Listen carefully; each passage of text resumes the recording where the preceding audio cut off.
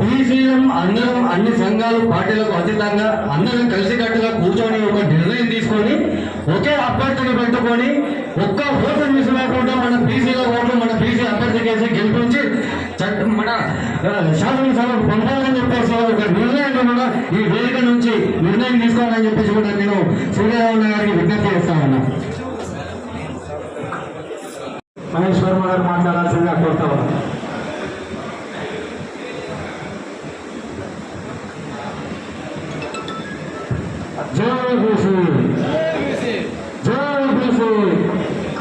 అందరికీ నమస్కారం.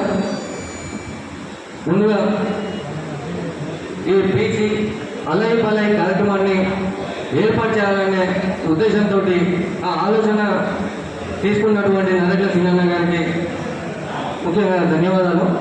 అలాగే ఈ స్టేజ్ని అలంకరించినటువంటి పెద్దలు, బీసీ సమాజ్ వ్యవస్థాపకులు, అలాగే బీసీ టైమ్స్ ఒక జర్నలిస్ట్, దాంతో పాటుగా ఇటీవల కాలంలో తుంగర్ మల్లన్న గారు ఏర్పాటు చేసినటువంటి తెలంగాణ రాజ్యాధికార పార్టీ ఏదైతే ఉందో దానికి రాష్ట్ర ప్రధాన కార్యదర్శిగా నియమితులై మొదటిసారిగా మంచిర్యాల జిల్లాకి విచ్చేసినటువంటి సంఘం సూర్యరావు గారికి ప్రత్యేకంగా ధన్యవాదాలు.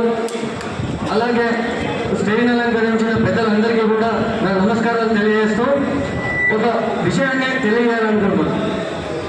ఈరోజు స్టేజ్ ముందు ఉన్నటువంటి అంటే జిల్లా నలుమూల నుంచి వచ్చినటువంటి మిత్రులందరికీ కూడా నమస్కారాలు తెలియజేస్తూ ఈ బీసీ ఉద్యమాన్ని మరింత ఉధృతం చేసే దిశగా ప్రతి ఒక్కరూ కదం తొక్కాలనే ఒక సంకల్పంతో ముందుకు రావాలని మనస్ఫూర్తిగా నేను కోరుకుంటున్నా.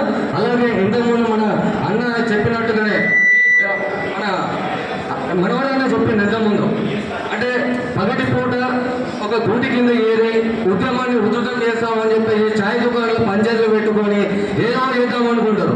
మళ్ళీ రాత్రి పోయేవాడికి ఏమవుతుంది అంటే ఉద్యమం మీద ఉన్నటువంటి ఆలోచన, ఆ స్ఫూర్తితోటి ఆ ఉద్యమ కోణాన్ని ముందుకు తీసుకెళ్లే ఆలోచనతో ఇంట్లో నిద్రలేని రాత్రులు గడుపుతున్న ఉద్యమకారులకు నిద్ర లేకుండా చేస్తున్నారు. ఎవరు అంటే ఈ అగ్రవర్ణ నాయకులకు ఊడియం చేస్తూ వారి మోచేతులు వాడుతున్నటువంటి మనం బీసీతో మీరు అన్నట్టు 100% బుద్ధి చెప్పాల్సిన అవసరం ఉన్నది.